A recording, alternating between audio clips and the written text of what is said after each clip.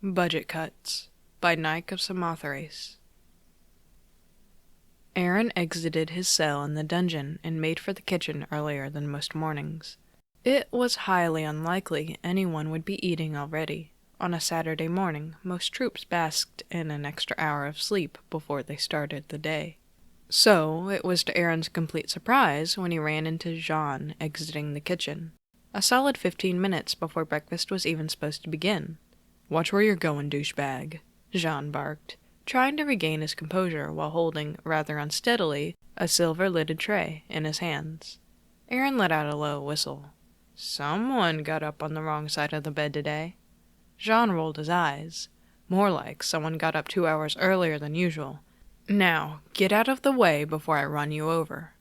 Aaron's eyes narrowed in confusion but allowed Jean to pass, mumbling something about not being cut out for this shit, as he skirted around the corner in the direction of the mess hall. Weird, Aaron thought as he lulled behind his disheveled rival, in the direction of a familiar aroma in the air. Tea. Rounding the corner and entering the mess hall, there was a kettle on the middle of the main table, where a singular figure sat, holding a hand over his mug like an umbrella. Meanwhile, Jean poured a second cup to the side and placed it down on the table across from the captain. Suspiciously, Aaron approached the scene before him, and took a seat across from Levi, who simply sipped his tea. Aaron looked down at his own tea that Jean had just prepared with an uneasy stomach.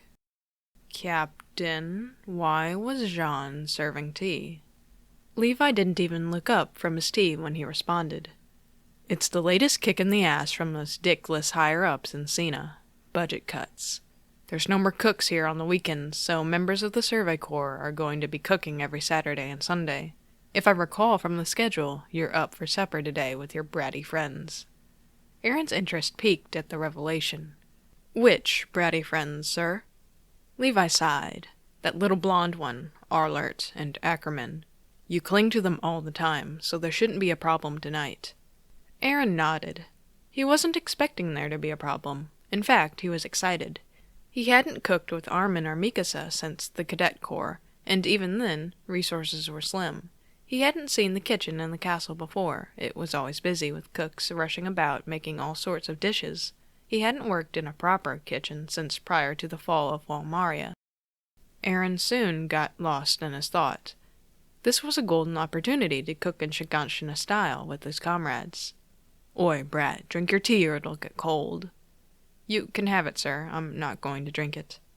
Levi arched a brow at his subordinate, but nevertheless reached out for the untouched mug that still had wisps of steam rising. "Why bother coming down if you aren't going to eat?" Aaron shrugged in discomfort. He didn't miss the pang of hunger that shook his chest. "Well, to be honest, sir, I didn't know that John was cooking today." Levi shook his head and scoffed. "You hate Kirstein that much?" "Actually, it doesn't have anything to do with me hating him that much," Aaron explained, looking over his shoulder to see if Jean had returned. When he saw the empty doorway, he continued, "It's just, everyone in the 104th knows that Jean can't cook for shit." Levi rolled his eyes and brought Aaron's mug to his lips. "It's pretty difficult to fuck up toast, Aaron." "Actually, sir, you'd be surprised. Once we had to evacuate the hall because Jean and Sasha set some toast on fire." Aaron was interrupted by Levi spitting out the tea in a flurry of hacks, coughs, and sputters. Aaron nearly jumped out of his seat. Was Levi choking? And knocked over his stool in a frantic process. Levi was still heaving across the table, and at the very moment, Jean had entered the mess hall carrying a small bowl of jams, but dropped it onto the cobblestone floor with a clatter when he froze, stunned at the sight before him. "Captain Levi!" Aaron yelped, considering jumping across the table to help him, but thinking of Levi's disgust at the action just in time. "Are you all right?"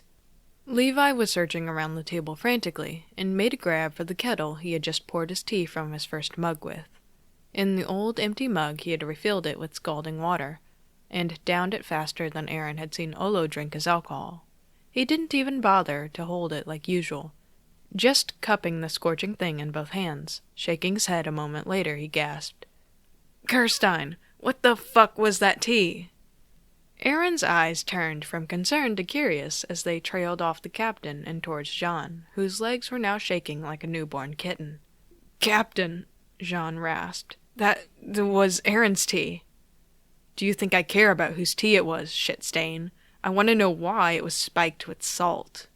Aaron's eyes widened as he realized he had just dodged a bullet, and looked at his teacup daringly. Then fury rose in place of relief as he noted just how Jean was about to ruin this day before he even got the chance to eat breakfast. Jean warily entered the mess hall and approached the scowling captain. "It was spiked with salt because it was Aaron's tea, sir." Levi took another swig of the piping hot liquid he had just filled his old cup with. "I don't give two shits about what you brats do to fuck with each other, but it's revolting to involve other people who are minding their own damn business with fully developed brains. Kirstein, you just wasted a meal's worth of salt. You can make it up by volunteering in the kitchen for the rest of the day." Jean paled. "Sir, today was my only day off this week." "Perhaps you should have thought of that when you decided to waste salt on a perfectly fine cup of tea. Do this castle a favor and try not to poison the food today." Jean's face flushed, but he wordlessly left the mess hall to return to the kitchen. But not before setting the tray he was bringing to the mess hall down on the main table and picking up 2 pieces of toast at the top, throwing them into the trash on the way out. "I have to say, sir," Aaron dared, "by putting Jean in the kitchen, it kind of feels like you're punishing me."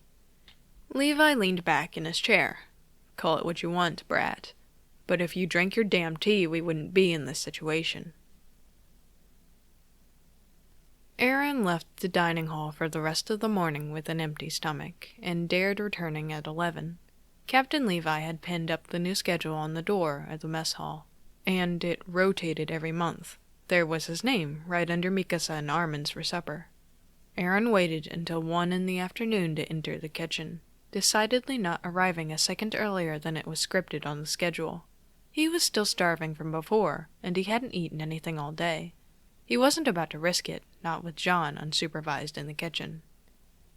Levi was waiting in the kitchen, along with the other 3 members of the 104th that had already arrived. "It took you long enough, brat." His captain addressed, and Aaron gave a salute before rushing over to stand with his friends, far away as possible from Jean. "Now, I trust the 4 of you won't burn the place down while you're cooking.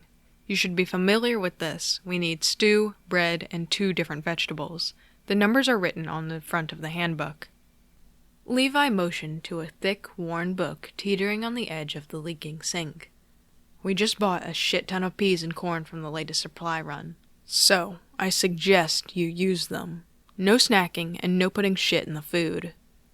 Levi's eyes narrowed at Jean on the last part. "Go easy on the salt, and every pea you drop when you're potting, you'll run a lap to make up for after supper. Do you brats need me to write that down for you?" Aaron gave a triumphant "No, sir," while Jean echoed his words with less enthusiasm. Armin shook his head, blonde locks ruffling, and Mikasa gazed at a perfectly interesting floorboard instead of her superior. Looking the way his squad felt, Levi exited the kitchen with a scowl on his face. 4, Aaron said, not taking his eyes off the collection of peas as he just saw Jean reach and fail to catch an airborne pea from his peripheral vision. "Shut up, Jaeger, or the next one is going up your ass." Aaron finished his current pod and looked up from his pile. "Really, Jean? I don't know if you'll be able to catch me after you run all those laps." Jean looked about ready to bite off Aaron's head, and Mikasa noticed the tension.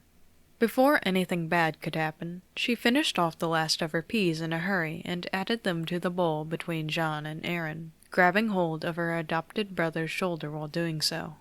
"Aaron," she spoke softly, moving his unpotted peas away, "why don't you come help Armin and I start the stew?" Jean nearly threw the peas on the floor out of frustration, but kept his voice reasonable when talking to Mikasa. "Who's going to help with the rest of these?" Mikasa shrugged.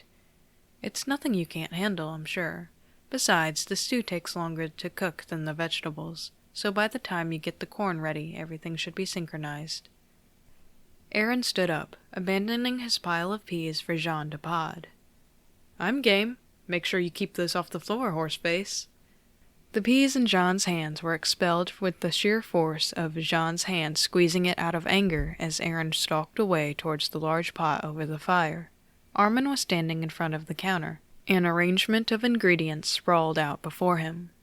"I've got the bread rising," he announced. "Someone's got to help me peel all these potatoes, though."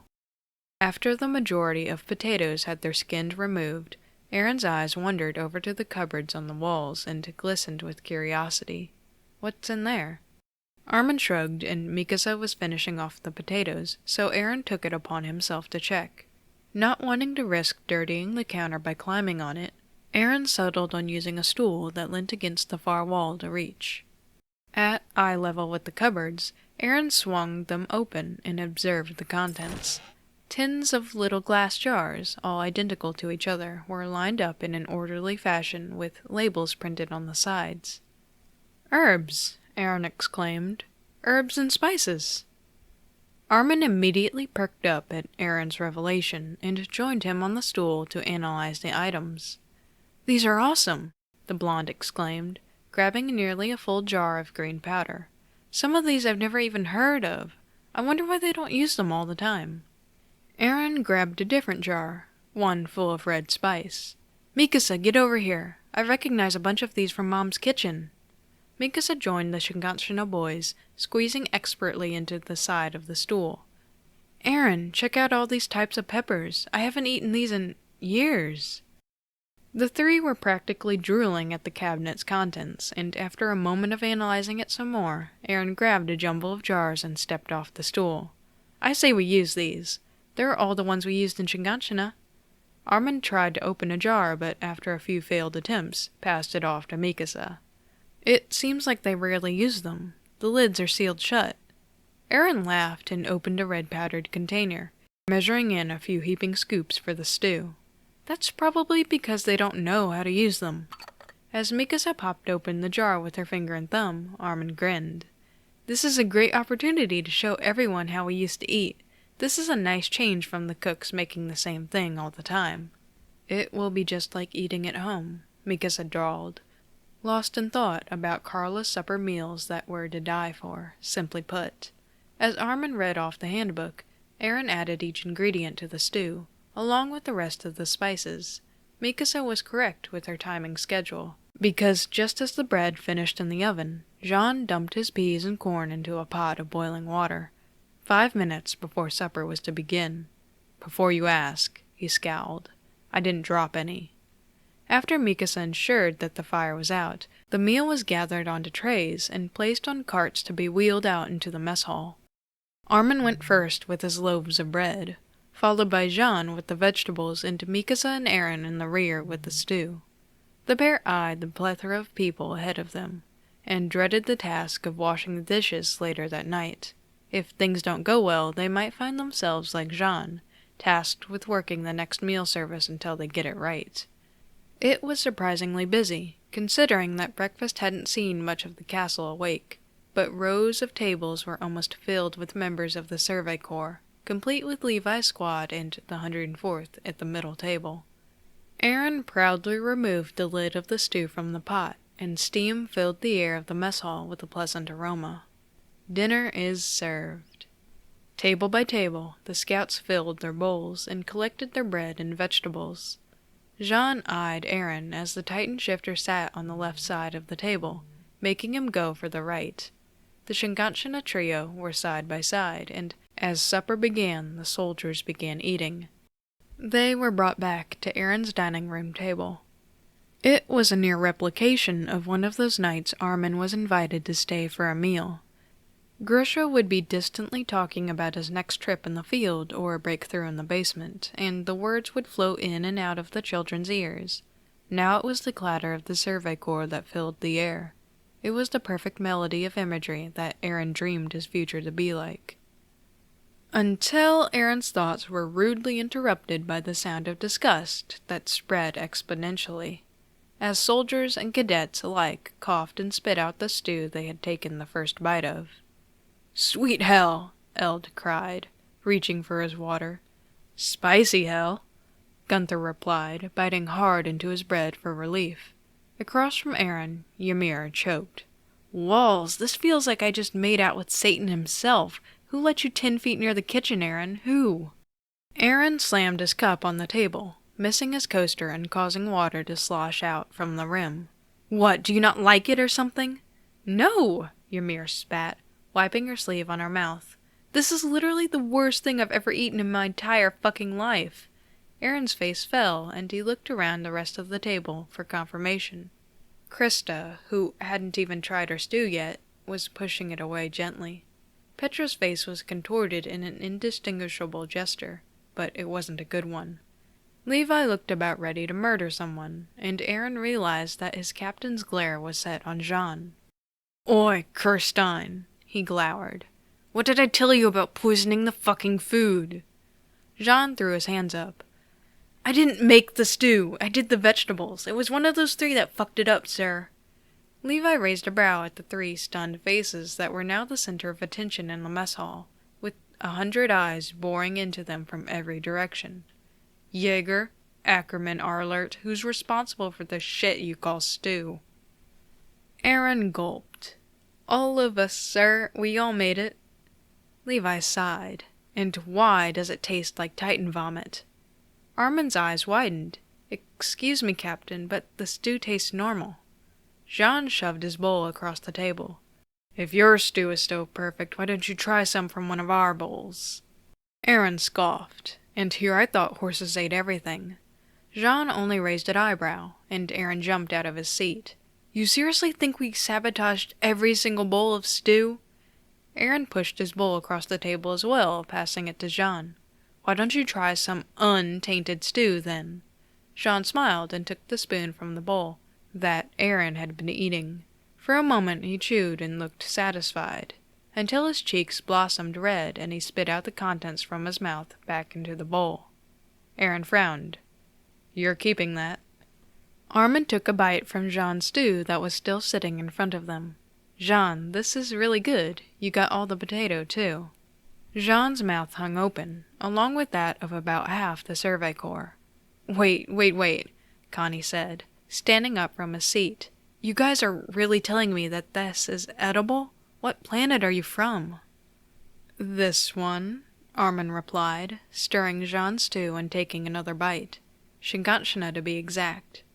Reiner stared. No offense, Armin, man, but your stew is so hot that I'm surprised it didn't evaporate off the spoon before it reached my mouth. Armin shrugged. We did use some different spices from the cabinet.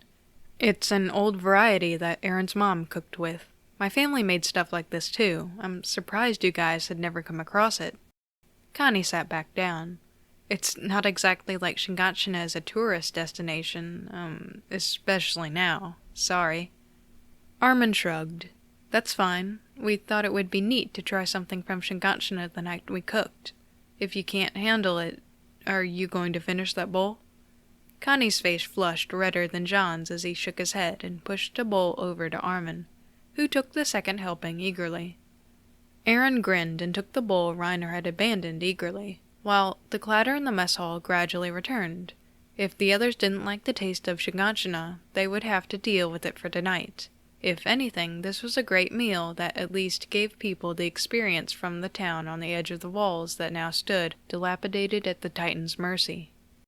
The rest of the meal went over well, and while most of the bowls of stew remained unfinished, one person was scouting the now empty bowls for leftover food while Aaron, Armin, Mikasa, and Jean collected the dishes. Sasha? Armin asked, giving the girl a questionable stare as she collected bowl after bowl of lukewarm stew. What are you doing? She grinned at the trio. Do y'all seriously think I'm gonna let this go to waste? Sasha put her bowls down and wrapped her arms around the 3 stew cooks. This was the greatest thing I've had since the deer I shot 9 years ago. I can't wait until you cook again. All this extra? Are you kidding me? I'm in heaven. Oh! Sasha returned to her bowls, filling each one to the rim and finding another. Wow, Armin said, for lack of a better word. I think she ate more than all of us combined. Me included, Jean said, plunking a row of cups onto the cleaning cart. Except I didn't have any. You guys must have lost your sense of taste if you think that was remotely okay. Jean, a voice rang from the doorway, and standing against the frame was a short cloaked figure, sipping away at a cup of tea. You took plenty of pride in your vegetables, or so I've heard. Jean spun around to face the captain, and struck his hands to his chest and spine. Sir. Levi took another sip of tea. Exactly how many peas did you drop? Before Jean could answer, Aaron grinned like a maniac. 4, Captain, it was 4. Jean turned to deliver a glaring stare at his foe, and Levi waved the taller boy over. Well then, that's 4 laps. Hurry though, it's getting dark and Hanji let out a bear from captivity last night. I wouldn't stay out past sunset. Jean's face fell. Captain, I just ate. Levi waved him out of the hall. If you throw up, keep it off the path. With a snarl at Aaron, who still wore a smile like a badge of honor, Jean abandoned the cleanup to start jogging down the corridor. You 3 brats, Levi said, not quite finishing with the group. Interesting meal choice, but remember what I said about putting random shit in the food. Mikasa frowned. It wasn't random shit, it was a Shiganshina classic. It could come from the royal cookbook for all I care, but soldiers do have to eat. I'd file this under a cultural experiment, but next time, stick to the normal stuff, meaning no weird Shiganshina recipes, no weird Trost recipes, and no last-minute cadet recipes. If a spice isn't green, don't even think about touching it. Aaron saluted. Yes, sir. Levi waved the Titan shifter off, eyeing the mess hall. Clean up your mess. Make sure you get underneath the tables. Any vomit in the bathrooms is on you as well. Got it, brats? 3 yes sirs later, and Levi was gone without a trace. Aaron, Armin, and Mikasa stood still for a second, dirty dishes in hand and eyeing the door where their captain used to be. Say, Armin pondered, eyes becoming unfocused. Did the captain eat his stew? Aaron's brow furrowed as he thought back to the mealtime. I can't remember him not eating it, but I wasn't watching him directly. All 3 sets of eyes slowly drifted to the bowl in front of Levi's seat, just as Sasha waltzed towards it and peered in the contents. Frowning, she looked at the trio and shook her head before moving on to a full bowl. Mikasa crossed her arms. Well, I'll be. That midget has good taste. Aaron snorted. I wonder where he grew up if he thinks our food is good. Feeling victorious, the group finished cleaning the mess hall and glanced out the windows, where Jean stood doubled over next to a tree at the edge of the woods. Sasha shook her head. Yeesh, I know how that feels. And with that, the uneaten stew had disappeared with Sasha, and the pile of dishes didn't look half as intimidating as the trio thought they would be. The notes say, yes, the stew is the worst thing Ymir had ever eaten, and yes, she has eaten Marcel.